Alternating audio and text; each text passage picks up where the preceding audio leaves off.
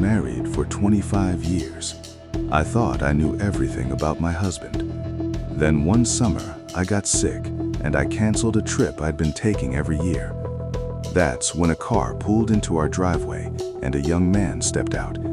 He had my husband's jawline, my husband's eyes. He walked up to my front door, pulled out a key, and called out, "Dad?" He was 22 years old. I had never seen him before in my life. He was my husband's son, his other son. My name is Grace. I'm 52 years old, and I spent most of my adult life as an elementary school librarian in Richmond, Virginia. I married Martin when I was 26, a small church ceremony, white daisies, and At Last by Etta James playing as I walked down the aisle. Martin cried during the vows. I kept the tissue he used in my scrapbook. For 25 years, I held on to that tissue like it was proof that what we had was real. Everyone said we were the couple most likely to last. Martin was a regional sales director for a medical supply company, always traveling, always busy, but always there when it mattered. He'd bring me flowers on random Tuesdays. He remembered every anniversary. He was everything I thought a husband should be. Every summer, I flew to the Philippines to visit my mother, Carmen. She's 78 now, sharp as ever, but she needs me. I'm the eldest daughter. It started as 2 weeks. Then Martin would say, "Stay longer, your mom needs you. Take the whole month, I'll be fine." I thought he was being selfless. I thought he was giving me permission to be a good daughter. Every July, he'd drive me to the airport, kiss me goodbye, and say, "I'll miss you." And every August, he'd pick me up with a sunflower, my favorite, and say, "Welcome home." 25 summers, 25 goodbyes, 25 sunflowers. I never once questioned why he was so eager for me to leave. July 2024. 2 days before my flight, I woke up burning. Fever, 102 degrees. My doctor said severe respiratory infection, no flying for at least 2 weeks. When I told Martin I was canceling the trip, something happened to his face. I'll never forget it. It was like watching someone realize they've been in a car accident, but the impact hasn't hit yet. He didn't say, "I'm sorry, let me take care of you." He said, "Are you sure? Maybe you'll feel better by Thursday. Your mom is expecting you." He practically begged me to get on a plane while I could barely stand. I was confused. I was hurt. Why did my husband want me gone so badly when I was sick? I told myself it was stress, that I was reading too much into it. So I stayed. I wrapped myself in a blanket on the couch, made some tea, and tried to rest. 5 days passed, and then on July 11th at 2:47 p.m., a silver Honda Accord pulled into our driveway. I was watching from the living room window. The fever had me in and out of sleep, but I was awake for this. A young man stepped out of the driver's side, tall, dark-haired, and then he turned toward the house, and I stopped breathing. He had Martin's face, not similar, not resembling, Martin's exact jawline, Martin's exact walk. It was like looking at a photograph of my husband from 1999, standing in my driveway in 2024. For a moment, I thought I was hallucinating from the fever. Then, a girl got out of the passenger side, 17 maybe. She had Martin's eyes. They were both carrying duffel bags. The young man, Tyler, I'd later learn his name was Tyler, walked up to the front door. He pulled out a key to my house. He unlocked the door, stepped inside, and called out, "Dad?" And then he saw me, a woman he'd never met, wrapped in a blanket on the couch, in the house he thought was his father's. We stared at each other, and I watched his face change as he realized he wasn't supposed to be here, and neither, it turned out, was I. In an hour, I knew everything. Tyler was 22. His sister Lily was 17. Their mother's name was Diane. She was 47. She lived in Charlotte, North Carolina, 350 miles from our home in Virginia.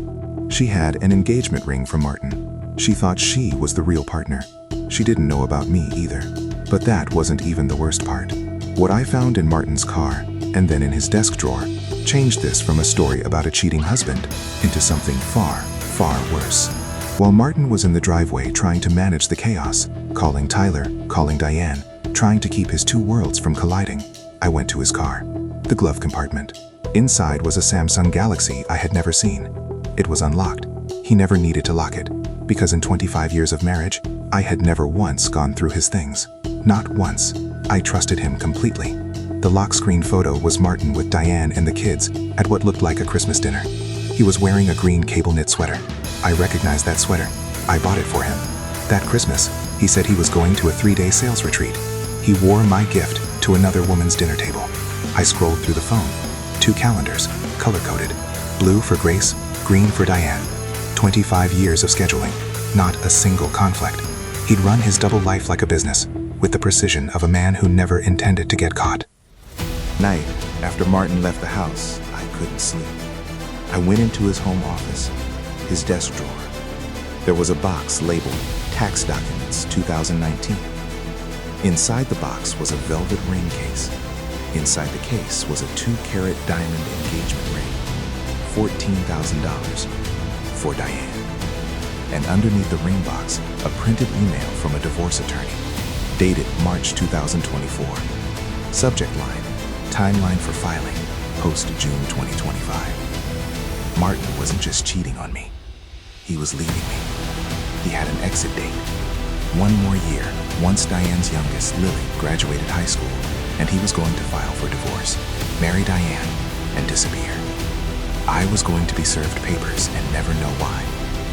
If I hadn't gotten sick, if I had gotten on that plane, I would have come home in August to sunflowers and smiles, and 1 year later, I would have been erased. I wasn't the love story. I was the cover story. For 25 years. Some women would have screamed. Some would have collapsed. I called my sister Patrice. She arrived within an hour. She took 1 look at the ring, 1 look at the email, and said, "We're not crying about this. We're getting a lawyer." By the next morning, I had retained a divorce attorney specializing in hidden assets, and I had a plan. Not for revenge, for survival. But what happened next? When Martin sat down at the kitchen table, where we'd eaten breakfast for 25 years, with me on one side and Diane on a FaceTime call on the other. That was the moment his entire world came apart. Evening, our kitchen. The same table where Martin sat across from me every morning for 25 years, drinking coffee, reading the paper, pretending to be a faithful husband.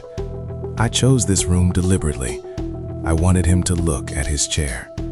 Grace sat Martin down. He started with, "I can explain." I held up my hand. "I'm not here to listen, Martin. I'm here to show you what I found." I placed the velvet ring box on the table between us, his face drained of color. He reached for it. I pulled it back. Then I opened my laptop. The divorce attorney's email, post June 2025. "That was your deadline, wasn't it? 1 more year and I would have been gone." He started to shake his head. "That was just exploratory. I never intended." I stopped him again. I opened the bank records my attorney had already begun subpoenaing.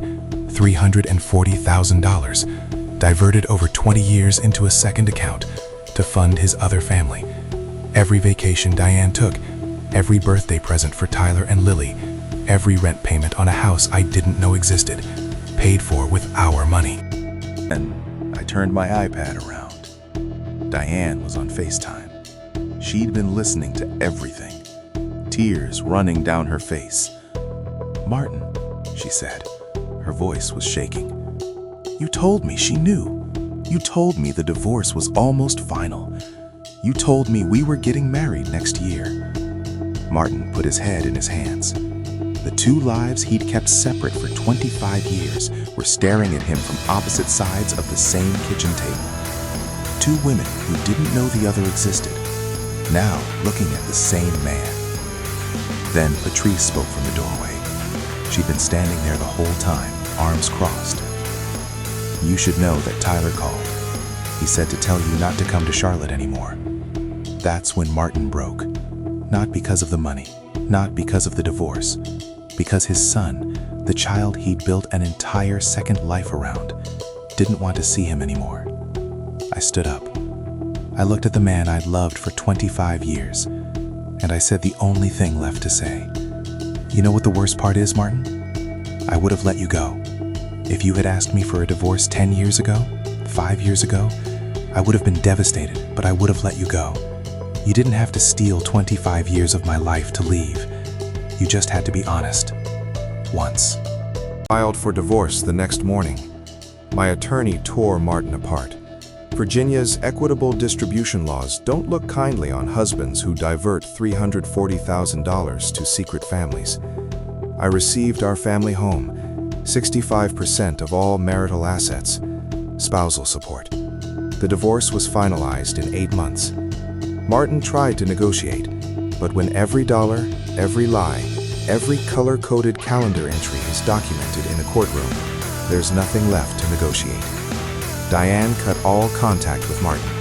Tyler and Lily refused to speak to their father. His co-workers found out when my attorney subpoenaed his work travel records. Every sales conference and client meeting was a visit to his other family. The man who coached Little League in our neighborhood, who organized block parties, who shook hands at church on Sundays, that man was a ghost. He never existed. Martin moved into a corporate apartment. He calls Tyler every Sunday. Tyler never picks up. The man who had 2 complete lives now lives in an empty 1-bedroom with a phone that never rings. I don't celebrate what happened. I grieve, not for Martin, for the version of my life I thought I was living. I took a month off from the library. I flew to the Philippines to be with my mother. For the first time in 25 years, it wasn't a trip my husband wanted me to take. It was a trip I chose. My mother, Carmen, she always said Martin smiled too easily. I thought she was being cultural. She was being right. 6 months later, I was sitting on my mother's porch at sunset. My phone buzzed. Patrice, sending a photo of the sold sign on Martin's silver Honda, the same car his secret children arrived in. I looked at the photo, put the phone down, watched the sun drop below the horizon, and I whispered to no one in particular. 25 years, and all it took was a cold. Sometimes the universe doesn't give you justice. It gives you a sick day. And sometimes, that's enough. What would you have done if those strangers showed up at your door? Tell me in the comments.